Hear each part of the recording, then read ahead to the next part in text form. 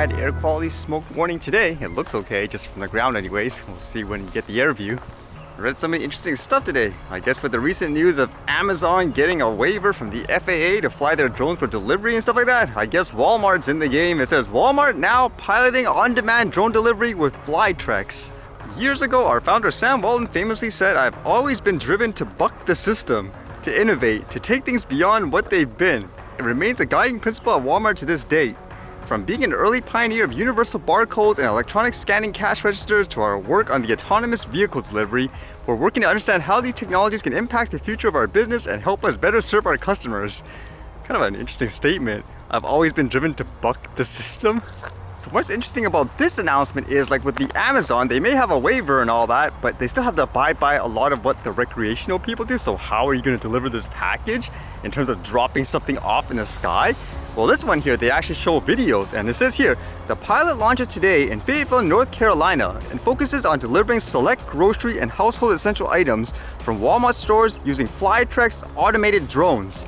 The drones, which are controlled over the cloud using a smart and easy control dashboard, will help us gain valuable insight into the customer and associate experience from picking and packing to takeoff and delivery. That's interesting to think about, the fact that this will be automated, so no manual pilot. So how would this work if like something goes wrong? Will they actually have someone that can actually control this?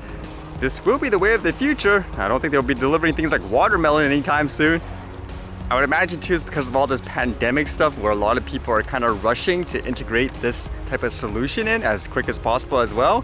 But in terms of pandemic, I guess there's more, shutdowns here now. This one says, BC closes nightclubs, banquet halls after confirming 429 new COVID-19 cases over the long weekend. BC is ordering nightclubs and standalone banquet halls closed, ending the sale of liquor at restaurants past 10 p.m.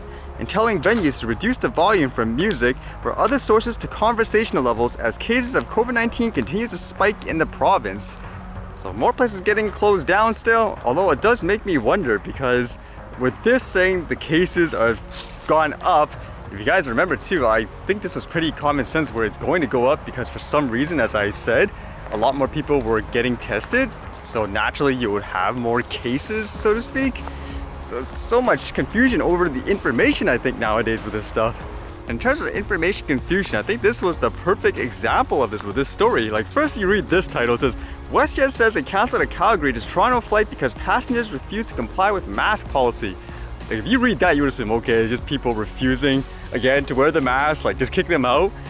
But then you read other headlines from different sources of the same story. This one says, WestJet flight canceled after dispute over whether toddlers should wear a mask. It's completely confusing in that sense. Depending on what people read, I can see why there's such division.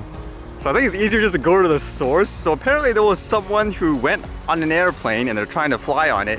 And the rules say if the person is under 2 years old, then you don't have to wear a mask. I think for obvious reasons, like it's a child, they shouldn't be blocking their airways and all that. But then apparently the airline was forcing them to actually make sure that child is wearing a mask. So this one here says from the person says, earlier today, my family endured the most horrific and dehumanizing treatment on board. My wife was threatened to be arrested or forcibly removed unless my daughters, 3 years old and 19 months, would wear a mask. While my 3-year-old wore her mask, the 19-month-old was hysterical. So the interesting thing is it was captured on video. You can see, I guess, the police officers trying to tell them they have to wear the mask. And apparently from what was described, the 19-month-old threw up or something like that from wearing the mask. And even like everyone, the passengers on the airplane were basically telling them this is unreasonable. Like the child shouldn't have to wear a mask in that sense when they're that young. But yeah, that's just such conflicting information there. Like they were saying, for example, Transport Canada was saying, if you're under 2 years old, then you shouldn't have to wear it. But apparently that's the policy on the airline according to this. Like they have to wear it regardless. Again, it's just so mind-boggling, it seems like, with some of these policies where they don't actually make sense overall and they're contradicting to other sources of information. Because still with that topic today, here are the ferries. They basically force people to wear masks to my understanding, but they had a rule where if you stayed in your car, then that's okay. But now it says they're going to mandate people to actually get out of their cars.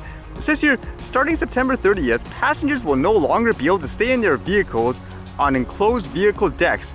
Transport Canada has advised that temporary flexibility is being rescinded now that measures are in place to prevent the spread of COVID-19.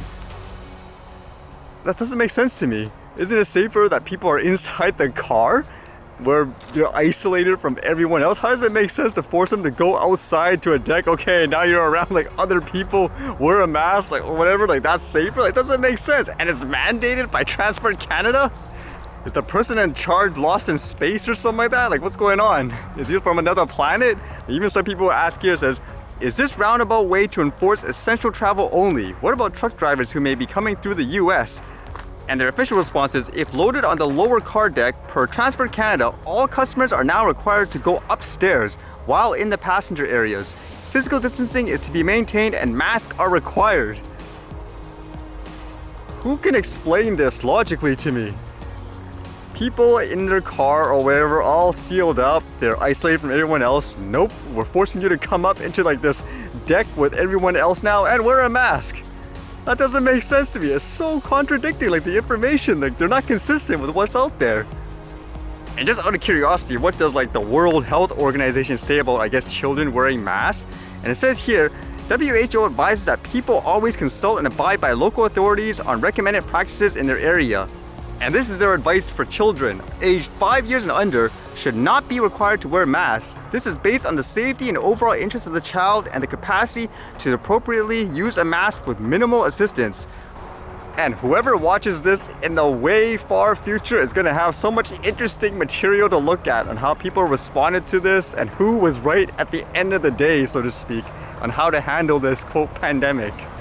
And a quick cool news, it seems like AMD is going to announce their new processors and graphics cards soon. It says here, AMD, a new journey begins, 10/8/2020 and 10/28/2020. So the market's gonna heat up with competition. That means it should drive prices down. I know Nvidia recently announced that video card, which seems crazy, like 2 generational leaps. So this will add more competition to the whole marketplace. That's good for consumers. I'm personally excited to see this. I'm still trying to procrastinate as long as possible, like I said, and delaying any type of computer purchase or upgrade until all this stuff is announced.